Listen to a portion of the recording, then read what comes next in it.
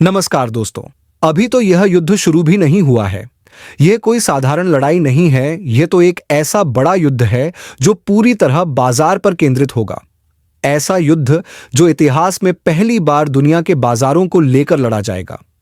ऐसा युद्ध जिसमें सभी देशों के बीच यह मुकाबला होगा कि कौन ज्यादा से ज्यादा मुनाफा कमाएगा, कौन सबसे आगे निकलकर अपने प्रोडक्ट्स पूरी दुनिया को बेचेगा। इस युद्ध की खास बात यह है कि इसमें हर देश नए नए बाजार तलाशने के लिए दौड़ लगाएगा। एक दूसरे से आगे बढ़ने की होड़ मचेगी। इसमें हर उत्पादक देश इस बात के लिए तैयार रहेगा कि वो अपना सामान, अपना माल दुनिया के किसी भी कोने में, किसी भी देश में भेजे, ताकि उसे सबसे अधिक कमाई हो सके। इस लड़ाई में सबसे दिलचस्प बात यह है कि गरीब और विकासशील देश भी इस दौड़ में शामिल होंगे। वे उन सस्ते मालों को तेजी से खरीदने की कोशिश करेंगे ताकि उनकी अपनी जनता को सस्ते सामान देकर चुप कराया जा सके। यहां खामोशी का मतलब यह होगा कि जनता की जेब के हिसाब से सामान मिल जाए, जेब पर भारी ना पड़े। यानी जहां से सस्ते में सामान मिलेगा, वहां से खरीदने की दौड़ सबसे तेज होगी। अब यहां पर आपको यह गलतफहमी कतई नहीं पालनी चाहिए कि भारत की इकोनॉमी तो बहुत जल्द दुनिया की तीसरी सबसे बड़ी अर्थव्यवस्था बनने वाली है। ऐसा कहा जा रहा है कि कुछ ही सालों में भारत की अर्थव्यवस्था अमेरिका और चीन के बाद तीसरे स्थान पर आ जाएगी, जब हम $5 ट्रिलियन की इकोनॉमी बन जाएंगे। उसके बाद भारत विकास की नई दिशा में कदम बढ़ा देगा। शायद आप भी यही सोच रहे होंगे, लेकिन हकीकत यह है कि मौजूदा समय में भी भारत की इकोनॉमी कोई छोटी मोटी नहीं है। लगभग $4 ट्रिलियन की विशाल अर्थव्यवस्था के साथ हमारी जीडीपी लगातार आगे बढ़ रही है। मगर इस जीडीपी की चमक के बीच आप खुद कहां खड़े हैं? यह सवाल खुद से पूछना बेहद जरूरी है। और जब यह व्यापार युद्ध अपनी पूरी ताकत के साथ शुरू होगा, तब भी आप कहां होंगे, यह सोचना बहुत जरूरी है। ऐसा इसलिए क्योंकि आज की तारीख में दुनिया के सबसे ताकतवर, सबसे अमीर देश इस व्यापार युद्ध में पूरी तैयारी के साथ कूद चुके हैं। और इसकी औपचारिक शुरुआत की मुनादी 2 अप्रैल से होने वाली है। इस दिन से दुनिया के बाजारों में ऐसी हलचल मचेगी जैसी पहले कभी नहीं देखी गई। भारत के लिए यह चुनौती सबसे बड़ी होगी, क्योंकि पुरानी परंपराएं टूट चुकी होंगी, नए नियम और नई शर्तें बन चुकी होंगी। पुराने चेक एंड बैलेंस सिस्टम का नामो निशान मिट जाएगा। अब पूरी तरह नया बाजार, नया मुनाफा और नया घाटा, सब कुछ नए सिरे से तय होगा। इस नए व्यापारिक माहौल में भारत एक देश के रूप में चाहे जिस स्थिति में हो, लेकिन एक आम नागरिक के तौर पर आप कहां खड़े हैं, यह समझना जरूरी है। यह दौर ना तो सेकेंड वर्ल्ड वॉर का है और ना ही कोल्ड वॉर का। यह बिल्कुल नया दौर है जिसमें 80 बरस पुराने सारे समीकरण बदल चुके हैं। जब सेकेंड वर्ल्ड वॉर खत्म हुआ था, तब दुनिया में 2 खेमे बने थे, एक तरफ अमेरिका और दूसरी तरफ रूस। इन दोनों देशों ने पूरी दुनिया को अपनी अपनी तरफ खींचा था। लेकिन अब 80 साल बाद यही अमेरिका और रूस एक दूसरे के करीब आने को तैयार हैं। तब नाटो का गठन हुआ था, जिसमें यूरोप के देश और अमेरिका मिलकर रूस के खिलाफ खड़े थे।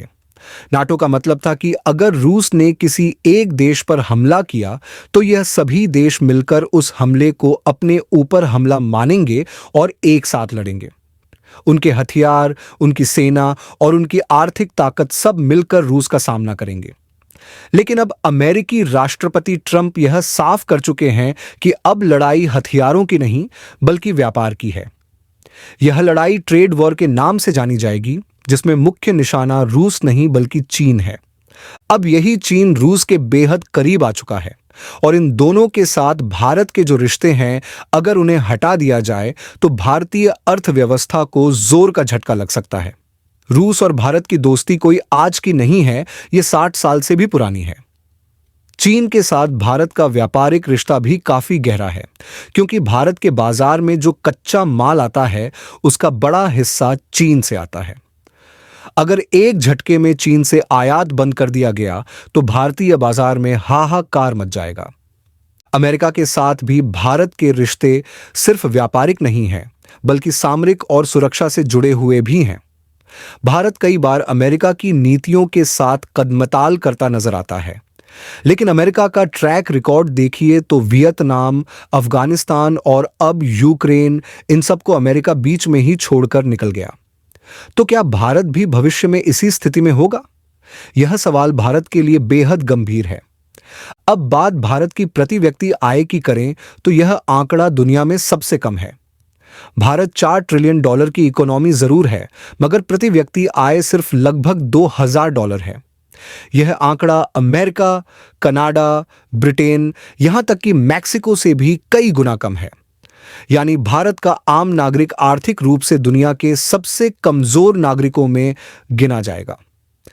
भारत की यह हालत इसलिए भी है क्योंकि हमारी आर्थिक व्यवस्था में पैसा कुछ गिने चुने लोगों के पास केंद्रित है। जीएसटी और इनकम टैक्स सबके लिए एक समान है, चाहे गरीब हो या अमीर। और भारत में जो इनकम टैक्स देने वाले लोग हैं, उनकी हिस्सेदारी देश की संपत्ति में बहुत कम है। वहीं कॉरपोरेट्स जो देश के संसाधनों पर 50 से 60% तक कब्जा किए बैठे हैं, उनसे अपेक्षाकृत कम टैक्स लिया जाता है। यह असमानता भविष्य में व्यापार युद्ध के दौरान भारत के लिए भारी साबित हो सकती है।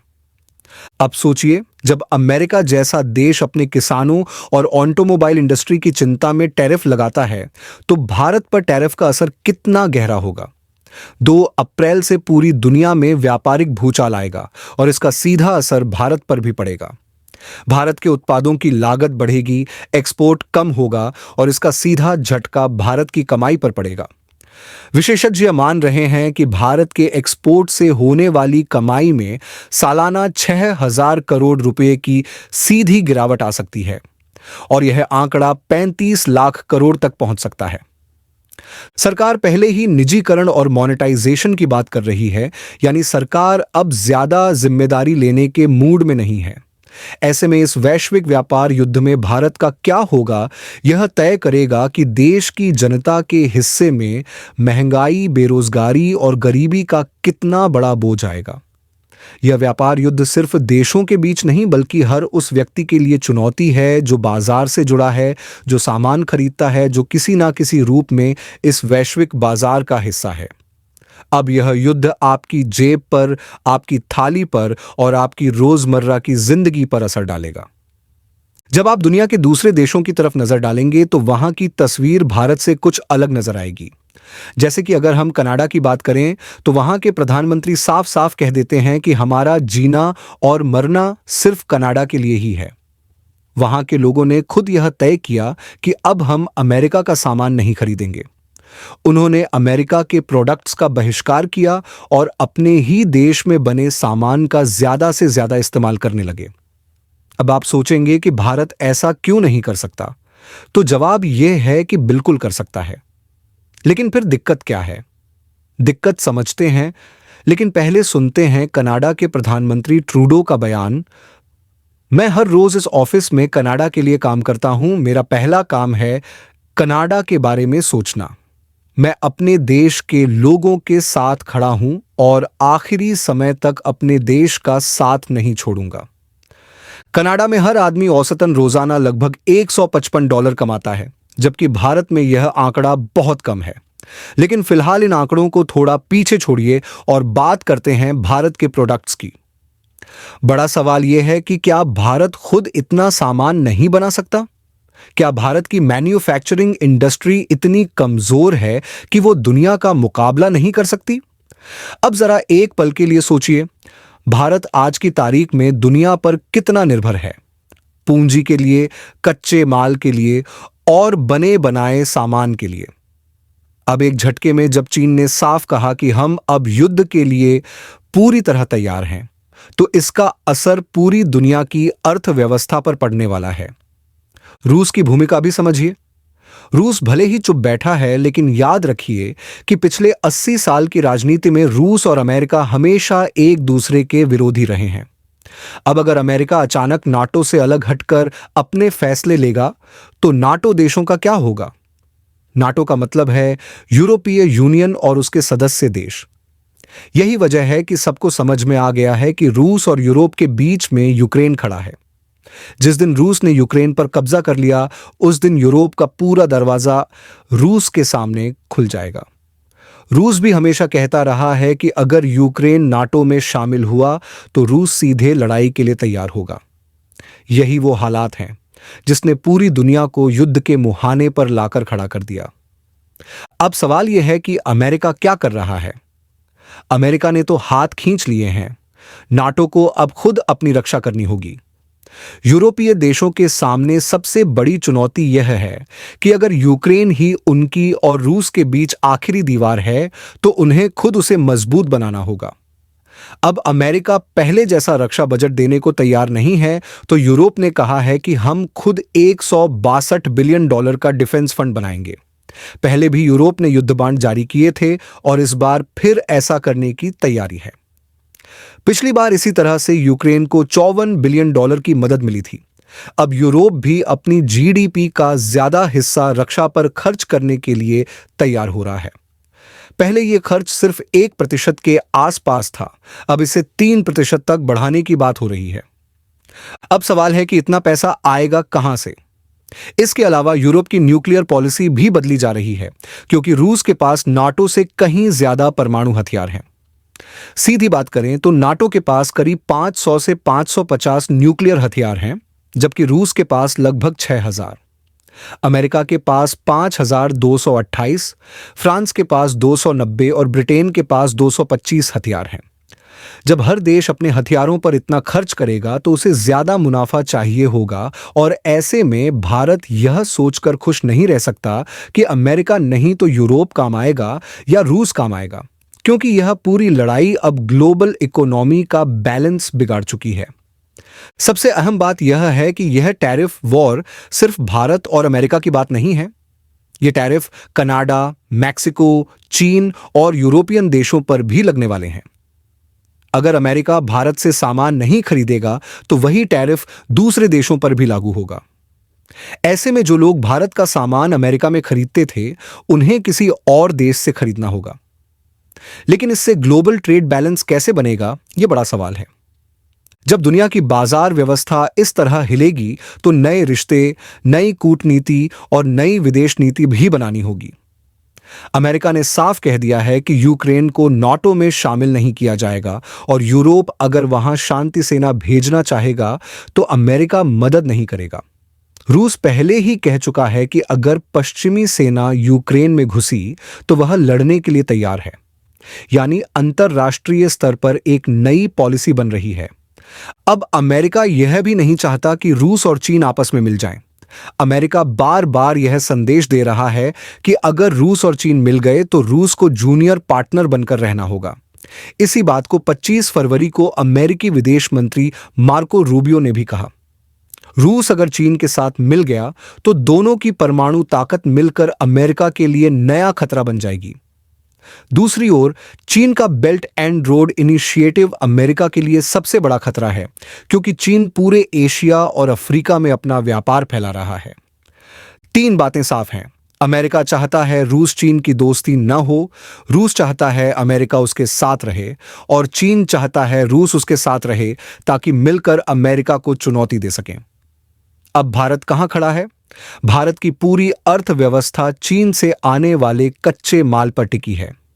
रूस अब चीन को भी कच्चा माल दे रहा है, जिससे चीन और ताकतवर बन रहा है। चीन से जो कच्चा माल भारत आता है, उसी से भारत का मेक इन इंडिया प्रोग्राम चलता है। सवाल यह है कि क्या भारत वाकई आत्मनिर्भर है? और अगर है तो उसकी अर्थव्यवस्था इतनी असमान क्यों है कि आम आदमी बाजार में महंगे भारतीय प्रोडक्ट नहीं खरीद पाता, जबकि चीन का सस्ता माल आसानी से बिक जाता है? प्रधानमंत्री से लेकर आर्थिक सलाहकारों तक के पास इसका कोई जवाब नहीं है कि भारत में किसान, खनिक और मैन्युफैक्चरिंग सेक्टर को उनकी मेहनत की सही कीमत क्यों नहीं मिलती। वजह सीधी है, भारत का माल अंतर्राष्ट्रीय बाजार में इसलिए नहीं बिकता क्योंकि उसकी लागत ज्यादा है। यही वजह है कि जब अडानी गोड्डा में बिजली बना रहे थे तो झारखंड का कोयला नहीं बल्कि मलेशिया और ऑस्ट्रेलिया का सस्ता कोयला मंगाया जा रहा था। कॉरपोरेट्स का फोकस सिर्फ मुनाफे पर है, इसलिए जो चीज सस्ती मिलेगी वो वहीं से लाएंगे। ऐसे में आम भारतीयों ने कौन सा गुनाह किया कि उनकी सरकार कभी इस बात पर गंभीरता से नहीं सोच पाई कि आर्थिक युद्ध के इस दौर में जब दुनिया प्रोडक्ट्स के जरिए जंग लड़ेगी तब भारत क्या करेगा। यही वजह है कि भारत दुनिया का सबसे बड़ा बाजार बन चुका है, जहां सबको घुसना है, चाहे यूरोप हो, चीन हो, रूस हो या अमेरिका। भारत को अब अपनी कूटनीति, विदेश नीति और आर्थिक नीति नए सिरे से बनानी होगी। इंतजार कीजिए 2 अप्रैल का। आगे देखते हैं क्या होता है। बहुत बहुत धन्यवाद।